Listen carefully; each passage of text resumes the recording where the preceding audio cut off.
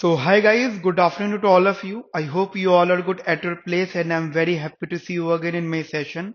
So, in today's session, I'm going to continue the macroeconomics topic और उसमें हम लोग आज जो टॉपिक कवर करने वाले हैं that is the balance of payment. Actually balance of payment हमारी ओपन इकोनॉमी, आप आपको पता है दो प्रकार की इकोनॉमीज होती हैं, क्लोज एक ओपन. तो हम लोग ओपन इकोनॉमी का डिस्कशन शुरू शुरू कर रहे हैं. तो उसमें सबसे पहला इनिशियल टॉपिक जो आता है वो बीओपी होता है, बैलेंस ऑफ पेमेंट. अब पहले आप ये समझ लो कि बैलेंस ऑफ पेमेंट का मीनिंग क्या होता है. देखिए, बैलेंस ऑफ पेमेंट जो होता है एक प्रकार का एक अकाउंटिंग सिस्टमेटिक रिकॉर्ड होता है जहां पे आप हर वो ट्रांसैक्शन इन्वॉल्व करते हो या हर वो ट्रांसैक्शन रिकॉर्ड करते हो जो डोमेस्टिक और फॉरेन के बीच में हो रखी होती है. ये ऐसा मान लो कि किसी भी फर्म का एक रिकॉर्ड होता है, ट्रांसैक्शन रिकॉर्ड, जो वो अपने कस्टमर के साथ में रख रहा है या अपने परचेजर्स एंड सप्लायर्स के साथ में रख रहा है. ठीक है, वो लोग जिनसे वो परचेज कर रहा है, वो लोग जिनको वो बेच रहा है, दोनों रिकॉर्ड वो रख रहा है. ठीक है, ऑब्वियसली बात है, अगर अगर वो ऐसे ट्रांसैक्शन की बात करें जिसमें उसने कोई चीज बेची है तो इनकमिंग होगी या इनफ्लो होगा, या वो उनकी बात कर रहा है जिसमें वो चीज सेल आउट, जिसमें वो चीज खरीद रहा है, तो खरीदने पे वो पेमेंट कर रहा है, पेमेंट मतलब आउटफ्लो हो रहा है.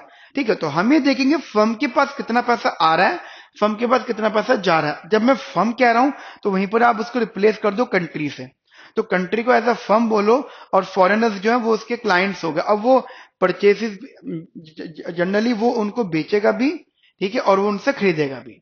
क्लियर है मेरी बात आपको? अब एक तो कंसर्न ये रखना, दूसरी बात ये समझ के रखनी कि what is the BOP. If someone asks you in the basic form की बीओपी क्या होता है, it is basically the systematic record. ठीक है, ये एक प्रकार का सिस्टमैटिक रिकॉर्ड होता है. और सिस्टमैटिक रिकॉर्ड का मतलब हो जाता है कि इसमें दो एजेंट्स को रखता है, मतलब दो लोगों के ट्रांजेक्शन्स को रखता है, एक डोमेस्टिक एजेंट्स और एक फॉरेन. तो ठीक है, मतलब डोमेस्टिक और फॉरेन के बीच में का जो रिकॉर्ड होता है, हमारी कंट्री ने क्या दिया और हमारी कंट्री ने क्या लिया. ठीक है, अब जनरली हम लोगों का मीनिंग ये हो जाता है कि डोमेस्टिक एंड फॉरेन ये दोनों आपस में ट्रांसैक्शंस करते हैं. अब ट्रांसैक्शंस, ऑब्वियस सी बात है, ट्रांसैक्शंस में दो चीजें होती है हमारे पास. एक तो होता है generally if we transact with another person, या तो मेरे पास पैसा आएगा या मेरे पास से पैसा जाएगा. मतलब या तो तुम ये कह सकते हो कि क्रेडिट होंगे मेरे मेरे अकाउंट में ट्रांसैक्शंस में, या मेरे पास में डेबिट होंगे. अब इन इकोनॉमिक्स लैंग्वेज जब भी हम वर्ड लिखते हैं क्रेडिट, तो क्रेडिट का मतलब होता है इनफ्लो, और we are generally talking about the money. और जब डेबिट लिखते हैं तो डेबिट का मतलब होता है आउटफ्लो. क्लियर है मेरी बात आपको? सो इनफ्लो एंड आउटफ्लो का कंसर्न हो जाता है कि क्या अमाउंट आया है, मनी मॉनेटरी टर्म्स में क्या अमाउंट गया है. हमें हमें पता है कि जो हमारा प्रोडक्ट है उसको बेच के हमें बहुत अच्छा पैसा मिलेगा, हमें ये बात पता है, इसलिए हमारा मेन फोकस इनफ्लो पे सबसे ज्यादा रहता है. आउटफ्लो पे भी रहता है क्योंकि जो चीज हम नहीं बना सकते वो हमें इंपोर्ट भी करनी पड़ती है. अब कंसर्न ये है कि सर, जैसे आपने बोला कि सर ये सिस्टमेटिक रिकॉर्ड होता है, ये सब चीज हो गई. अब क्योंकि ये एक टी अकाउंट होता है, देखिए पॉइंट ये है कि जो बैलेंस ऑफ पेमेंट होता है वो अकाउंट्स होता है. अब ये अकाउंट, जो लोग कॉमर्स फील्ड से हैं या जिन्होंने कभी भी अकाउंटिंग अकाउंट्स पढ़ा है तो उनको शायद पता होगा कि there are basically two sections. ठीक है, one side is assets and another side is liability. अब एसेट्स का मतलब क्या होता है कि कितना अमाउंट आपके पास में है, डजेंट मैटर कि इन हैंड है. अगर हमने हमने अगर कहीं पर लोन भी दे रखा है, लोन भी दे रखा है किसी को, तो वो भी हमारी एसेट्स काउंट होगी कि वो हमारे पास आएगा. ठीक है, तो रिजर्व्स हो गए, लोन हो गया, मैं एग्जांपल दे रहा हूं वैसे जो स्टैंडर्ड फॉर्म में रखते हैं, रिजर्व्स हो गए, लोन हो गया एंड सो ऑन, और भी चीजें होती हैं. ठीक है, लायबिलिटीज में हमारी जो भी पेमेंट्स होती हैं, इंटरेस्ट पेमेंट्स वगैरह होती हैं. ठीक है, या आप कह सकते हो डिमांड डिपॉजिट्स जो होते हैं, लोगों ने डिपॉजिट्स मान लो, बहुत सी चीजें इसके अंदर इंक्लूड इंक्लूड कर लो, बहुत सारी चीजें इसमें इंक्लूडेड होती हैं. इन्हीं में ही दो अकाउंट्स ऐसे होते हैं जिन पे पूरा बैलेंस ऑफ पेमेंट या बही खाता अकाउंट्स चलता है। एक होता है करंट अकाउंट और एक होता है कैपिटल अकाउंट। पहले समझ लो ध्यान से। करंट अकाउंट का मतलब हो जाता है, जनरली उसको हेडिंग के तौर पे आप लिखेंगे ऐसे, दैट करंट अकाउंट, ठीक है, and the capital account, these are the two components, ठीक है, ये हमारे दो कंपोनेंट्स हैं of balance of payment.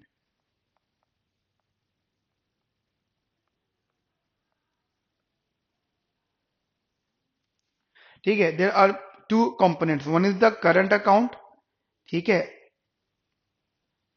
And another is the capital account. अब हम लोग करंट अकाउंट में दोनों में हम लोग ये देख रहे हैं कि पैसा आ रहा है और पैसा जा रहा है, बट किस चीज के बेसिस पे पैसा आ रहा है और पैसा जा रहा है? ऑब्वियसली बात है, या तो गुड्स एंड सर्विसेज की ट्रांजेक्शन हुई होगी, या तो गुड्स यहां से वहां गया होगा या वहां से यहां आया होगा, ये ट्रांजेक्शन हुई होगी, या फिर कोई एसेट्स या लायबिलिटीज की बात हुई होगी। मैं क्लियर करना चाहता हूं कि जब आप एसेट्स और लायबिलिटीज की बात करते हो, whenever you talk about the assets and liability, तो एक्चुअली एसेट्स का मतलब हो जाता है वो जो मेरा है, लायबिलिटी जो मेरे लिए मुझ पे देनदारी है, मुझ पे बर्डन है, दोनों ही कंसर्न से अमाउंट प्लस माइनस हो रहा है, लेकिन वो ह्यूज अमाउंट होता है, इसलिए आप उससे कैपिटल अकाउंट का नाम देते हो।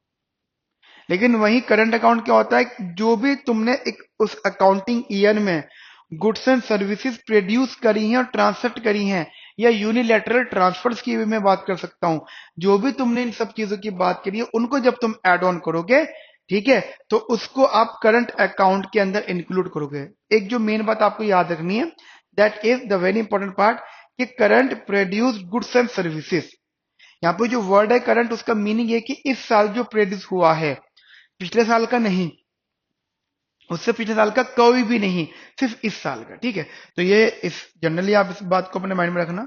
अगर आप इसको एग्जाम पॉइंट ऑफ व्यू से समझते हो पोर्शन, तो इसका मतलब हो जाता है generally that current account includes, सिर्फ ये बात करेगा उन गुड्स एंड सर्विसेज की that are produced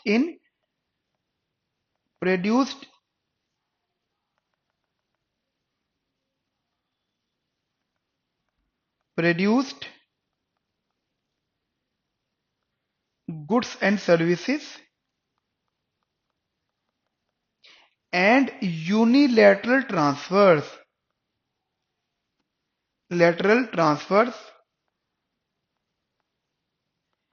in an accounting year. ठीक है, अकाउंटिंग ईयर मैंने आपको बता दिया है, it is start from 1 April and from this year end to the next year 31 March, right. तो ये एक आप लोग अपने माइंड में रखना।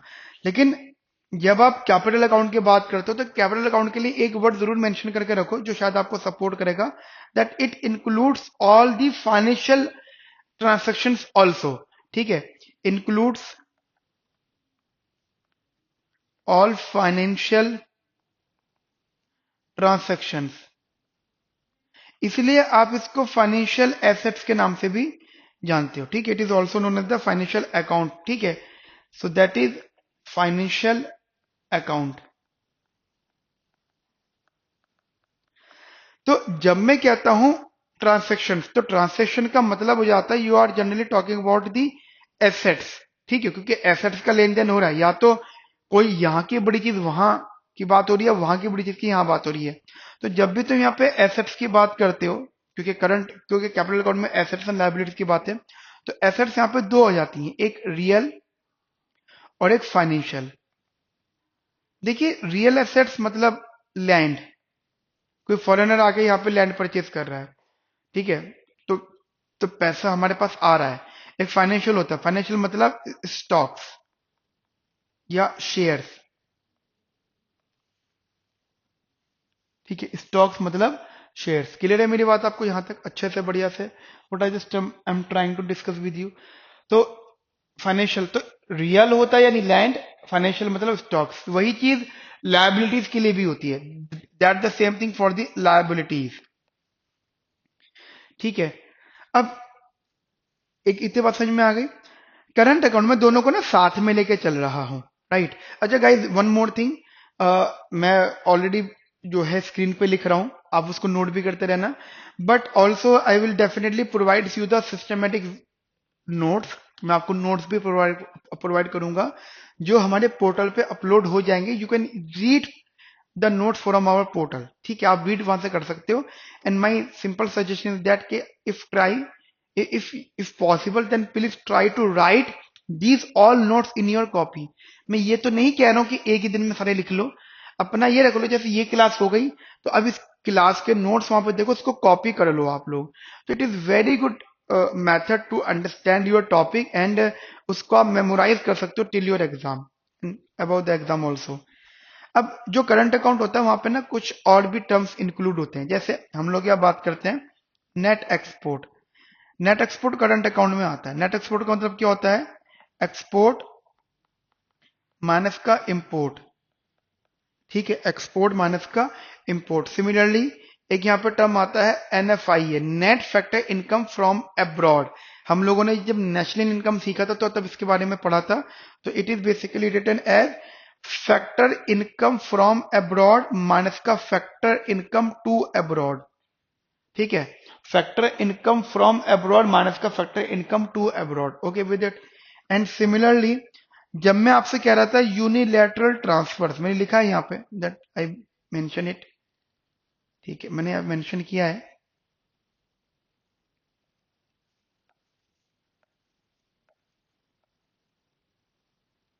ठीक है गाइस, यूनिलैटरल ट्रांसफर्स। तो यूनिलैटरल ट्रांसफर्स क्या होते हैं? कभी पता है आप लोगों को यूनिलैटरल ट्रांसफर्स किनको कहते हैं?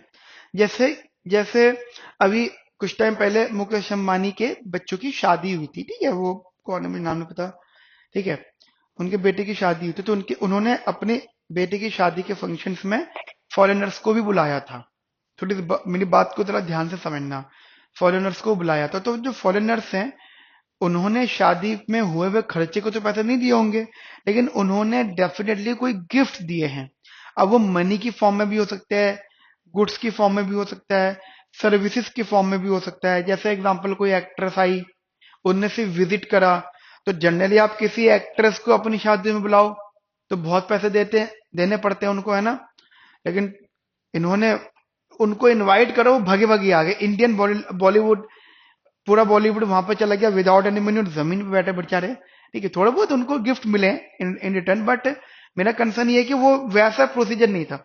ऐसे फॉरेनर्स भी आए तो वो डेफिनेटली कुछ लेके तो गए हैं, लेकिन वो कुछ दे के भी गए। तो जो कुछ भी दे के गए gift, generally I am talking about the gifts, ठीक है, तो वो जो गिफ्ट दे के गए हैं वो, या फिर कोई फॉरेन एड यानी बाहर से कोई मदद है वो, तो जो भी चीज बाहर से आ रही है, बाहर जा रही है, उसे आप यूनिलेटरल ट्रांसफर्स का नाम दोगे। ठीक है, यहां तक मेरी बात आपको समझ में आ गई। मैं पहले एक साइड कवर कर देता हूं करंट अकाउंट का, फिर कैपिटल अकाउंट की बात हम लोग फिर अभी करते हैं। अच्छा, एक कंसर्न हमारा यहाँ पे होता है कि इधर सरप्लस भी होता है, उधर डेफिसिट भी होते हैं। तो जब आप बात करते हो सरप्लस की, हम सरप्लस या डेफिसिट को बोलते हैं क्रेडिट और डेबिट के रिलेशनशिप से। अगर क्रेडिट जो है डेबिट से ज्यादा है, let us suppose if the credit is greater than the debit, तो इट इज सरप्लस। और अगर उल्टा हो गया तो वो डेफिसिट हो जाएगा। ठीक है, तो क्या हो जाएगा? वो deficit, that is credit is less than deficit. Clear? तो एक ये टर्म अपने माइंड में आप लोग रखना। कैपिटल अकाउंट के लिए मतलब बहुत ज्यादा ऐसे प्रोसीजर नहीं, लेकिन इनमें एक चीज होती है, हम लोग ना ये कहते हैं कि आपने कभी एफडीआई का नाम सुना है? फॉरेन डायरेक्ट इन्वेस्टमेंट, है ना। तो आप कहते हो कि सर बाहर से पैसा आया है, तो मुझे बताओ पैसा आया है या गया है, किस बेसिस पर होता है? That is based on the interest rate. अब इसको ऐसे एग्जांपल के तौर पर समझना कि if you have some money, आपके पास कुछ पैसे हैं for investment purpose and you have an option, you generally invest either in domestic और इन द फॉरेन। और ऐसा तो देखो, मैं आपको सच बता रहा हूं, हमें इन्वेस्टमेंट करते हुए लगाव वाली बात नहीं होती कि मैं सोचूं कि यार मेरे को अपने देश से बहुत लगाव है, यहाँ पैसे लगा दूं। नहीं, एक एक investor thinks about only the interest rate. ये मैं आपको सच्चाई बता रहा हूं।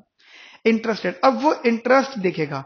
अब देखना है कि अगर उसको डोमेस्टिक में इंटरेस्ट ज्यादा मिल रहा है तो वो डोमेस्टिक में पैसा लगाएगा, वो भी लगाएगा प्लस बाहर से भी आएगा, तो इनफ्लो होगा।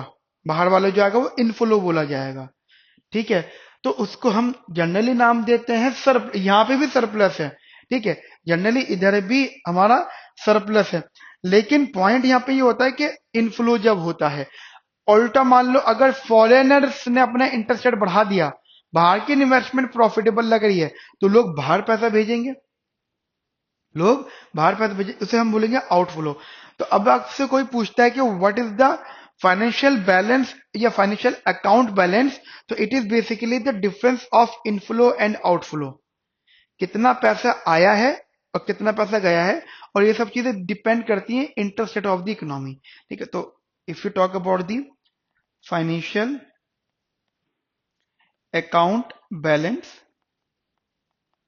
तो return as the inflow minus का outflow, it is inflow minus outflow. समझ में आई मेरी बातें आपको? What I am just trying to discuss with you. तो ये चीजें ध्यान रखना। And if someone ask me इसके सर ये कैसे चीजें डिपेंड होती हैं, तो it is completely depends on interest rate.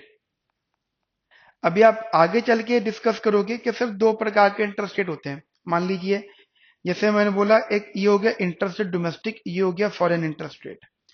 हम इनफ्लो एंड आउटफ्लो की बात कर रहे हैं। अब अगर ये ज्यादा है तो डोमेस्टिक है,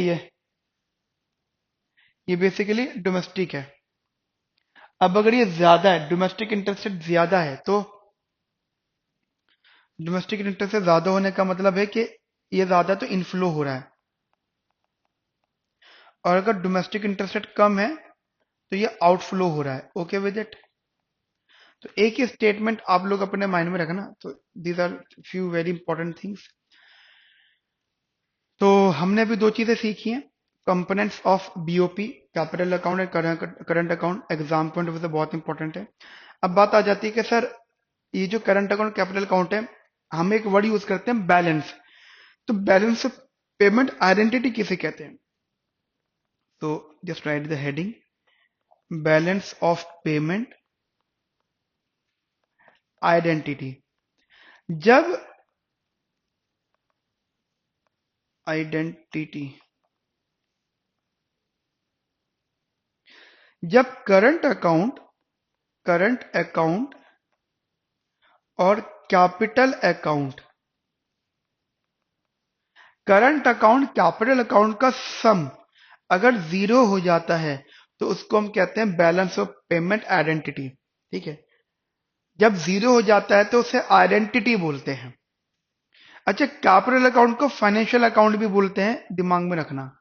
it is also known as the financial account, इसलिए हम लोग कैपिटल एंड फाइनेंशियल अकाउंट बोलते हैं। ठीक है, इसमें क्यों? Capital account includes both types of things, मतलब रियल एंड द फाइनेंशियल। तो कैपिटल में रियल और फाइनेंशियल दोनों इंक्लूड होंगे, तो वही चीज आप लोग अपने माइंड में यहाँ पे रखिएगा। क्लियर है यहां तक मेरी बातें आपको? और बाकी जो थ्योरेटिकल कंसेप्ट है वो हम डिस्कस करेंगे। अब एक कंसेप्ट आ जाता है कि सर ये अभी जीरो हो गया, तो अब इसको जीरो करने का मतलब क्या होता है? ऐसा होता है, जिन्होंने अकाउंटिंग पढ़ी उनको पता होगा कि उन्हें बैलेंस शीट मैच करनी होती है।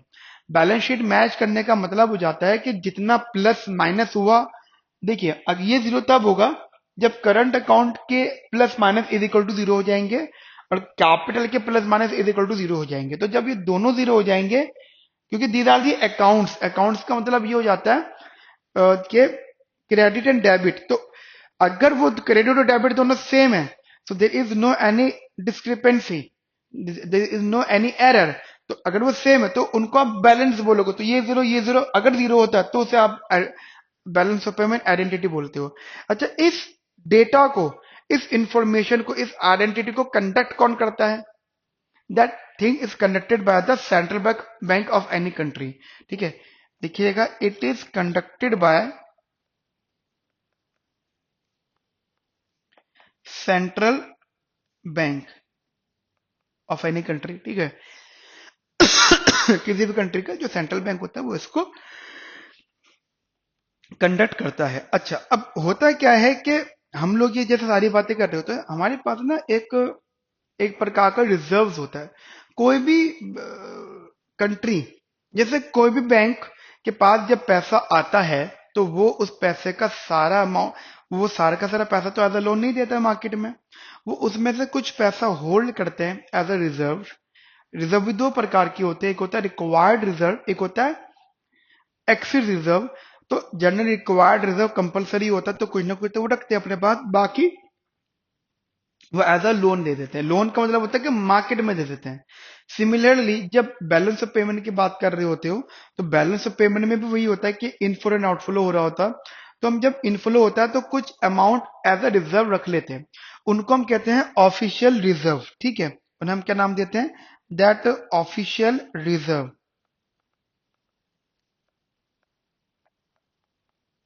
अब ऑफिशियल रिजर्व होते क्यों, पहली बात तो हम क्यों रखते हैं, पहले आप ये समझ लो कि बैंक रिजर्व क्यों रखता है। क्यों रखता है? अगर बैंक के पास में 100 रुपए जमा हुए तो 100 रुपए में से सिर्फ 80 रुपए, मैं एग्जांपल दे रहा हूँ, 80 कोई अमाउंट नहीं है, ठीक है, 80% वो लोन देगा, 20% अपने पास रखेगा, ठीक है, जितना सेंट्रल बैंक ने उसको बोला है। तो वो जो बचा हुआ होता है reserve, that reserve used in what, in their further transaction, bank to bank transaction, या sometime peoples are asking for their demand deposits, ठीक है, जो उन्होंने डिमांड डिपॉजिट करे वो विड्रॉल करना चाहते हैं, तो बैंक कभी उनको जो है डिनाई नहीं करती कि नहीं नहीं तुम नहीं लोगे पैसा, पैसा नहीं हमारे पास, तो ठीक है। ऐसे ही कोई भी कंट्री होती है, जैसे इंडिया है, तो इंडिया में जो भी इनफ्लो हो रहा है तो वो उस इनफ्लो का कुछ रिजर्व रखती हैं, and for the international transaction, so that is purpose for international transaction, sometime international payments, official reserve. ठीक है, समझ में आगे ऑफिशियल रिजर्व क्या होते हैं? To maintain some amount from the inflow, to hold some amount,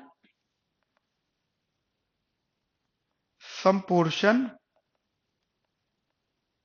from inflow. ठीक है, अब पॉइंट आ जाता है forward, it is use to,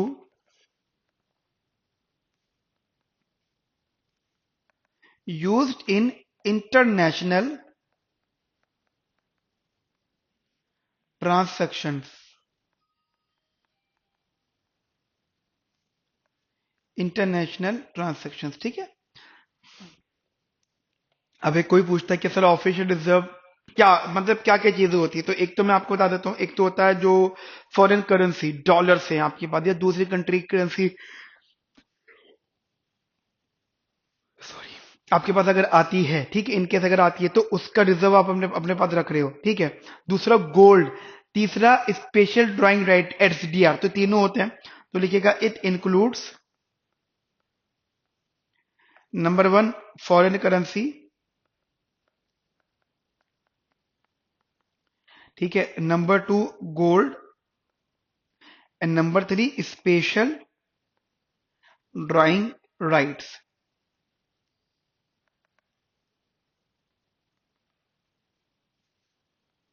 ठीक है, स्पेशल ड्राइंग राइट्स, ओके, ये ऑप्शंस होते हैं। अब एक्चुअली होता क्या है, ये एक तरह के रिजर्व्स होते हैं। रिजर्व्स का खास बात क्या होती है, रिजर्व में दो बातें हैं, अगर ये इंक्रीज करते हैं तो हमारी इकोनॉमी के अंदर सरप्लस होगा, अगर ये डिक्रीज करते हैं जनरली, अगर ये इंक्रीज करते हैं तो हमारी इकोनॉमी के अंदर सरप्लस होगा, और अगर ये डिक्रीज करते हैं तो हमारी इकोनॉमी के अंदर डेफिसिट होगा। क्लियर है मेरी बात आपको अच्छे से? तो इट इज बेसिकली इंक्रीज और डिक्रीज, सरप्लस से या डेफिसिट से। याद रहेंगी बातें, भूलोगे तो नहीं। तो एक ही अंडरस्टैंडिंग आप लोग यहाँ पे रखना। तो जनरली मैं आपको एक बार दिखा देता हूँ कि हमने यहाँ तक जो नोट्स आपको पोर्टल पे मिलेंगे वो कुछ इस पोर्शन पे ये मिलेंगे, ठीक है।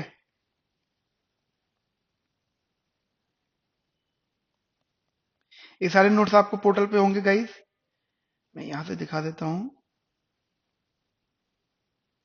ये।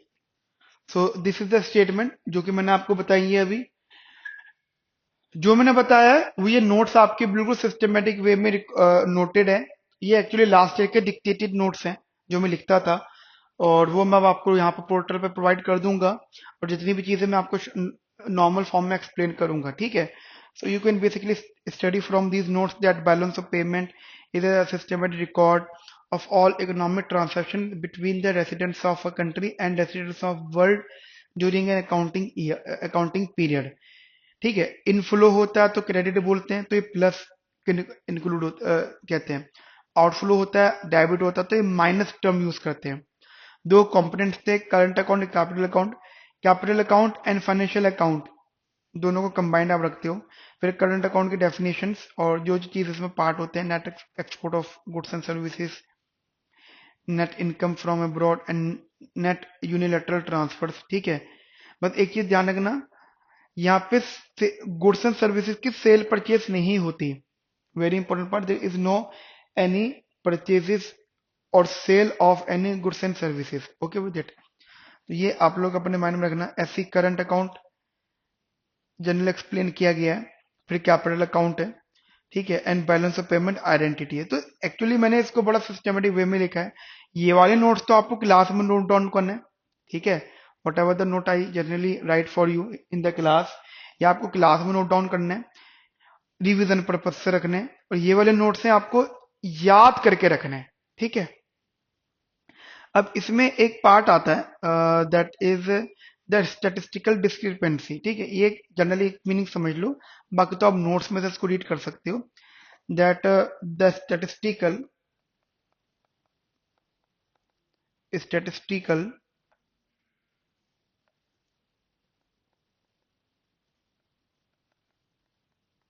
डिस्क्रिपेंसी। देखो, अभी तक मैं ये बोलता था कि जो आइडेंटिटी होती थी बैलेंस ऑफ पेमेंट की, वो इक्वल है, इक्वल टू जीरो है मतलब, ठीक है। तो उसको आप आइडेंटिटी नाम दे दोगे। लेकिन कभी कभी क्या होता है कि हमारी इकोनॉमी में जब इंटरनेशनल ट्रांजेक्शन हो रही होती है, तो कभी ना कभी हमें कुछ एरर्स देखने को मिलते हैं। एरर्स का मतलब हो जाता है दैट डिफरेंसेस, ठीक है, between what, current account plus capital account. मतलब तुम ऐसा बोलोगे कि सर, अगर करंट अकाउंट और capital account is equal to zero अगर नहीं है, तो वो कहीं पर भी हो सकता है। मतलब कैपिटल अकाउंट में दिक्कत हो सकती है, कैपिटल अकाउंट में दिक्कत हो सकती है, अगर वो इक्वल टू जीरो नहीं है, लेट अस सपोज। सो फिर उसको आप नाम दोगे स्टैटिस्टिकल डिस्क्रिपेंसी। ठीक है, वो मैंने नोट्स के अंदर सारा कुछ एक्सप्लेन कर रखा है, you can read it from the notes, ठीक है। सिमिलरली एक पार्ट आता है, ये आपको याद रहेगा। अच्छा, वेरी इंपॉर्टेंट पार्ट, कि it arises due to international transactions. International transactions, ठीक है। अब ऐसे इसमें एक पार्ट और ऐड होता है, इंक्लूड होता है, that is the net foreign asset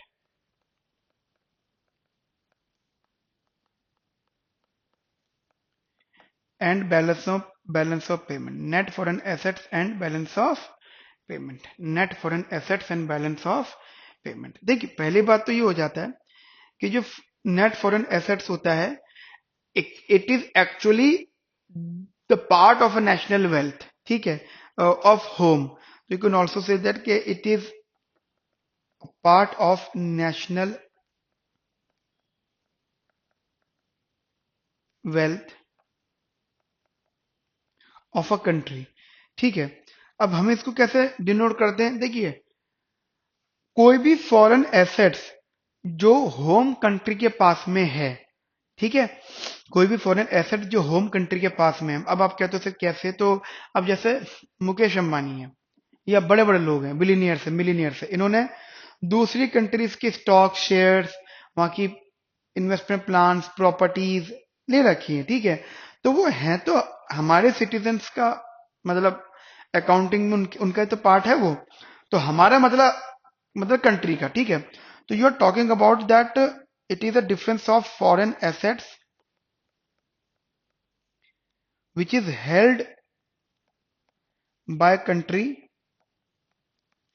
minus का कंट्रीज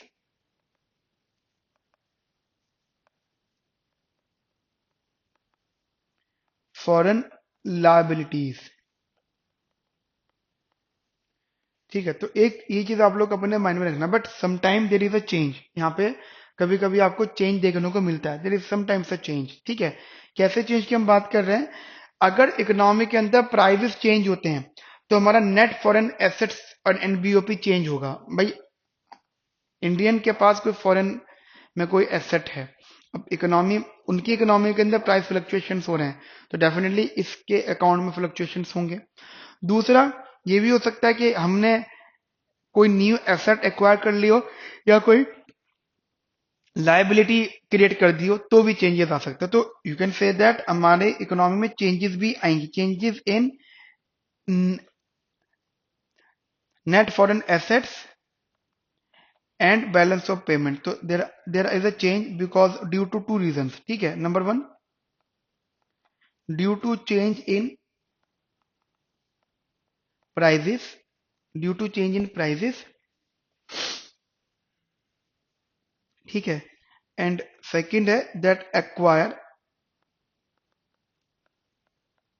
न्यू एसेट्स और क्रिएट न्यू लायबिलिटीज। ठीक है, तो एक ही अंडरस्टैंडिंग आप लोग यहाँ पे रखिए। तो बैलेंस ऑफ पेमेंट की जितनी नॉलेज रिक्वायर्ड थी, what ever the knowledge which is required for balance of payment, it's done. ठीक है, फिर आगे हम लोग का फर्दर डिस्कशंस करेंगे। अभी तक के पार्ट में हम लोग इतना रखते हैं, मिलते हैं नेक्स्ट सेशन में। अपना ध्यान रखो, ख्याल रखो, have nice day, thank you, bye bye, take care. ठीक है, ओके। एंड हाँ, ये नोट्स वगैरह जो हैं ये आप पोर्टल पे देख लीजिएगा, आपके पोर्टल पे नोट्स का फोल्डर है, वहां पे आपके सारे नोट्स मिल जाएंगे। ठीक है, थैंक यू।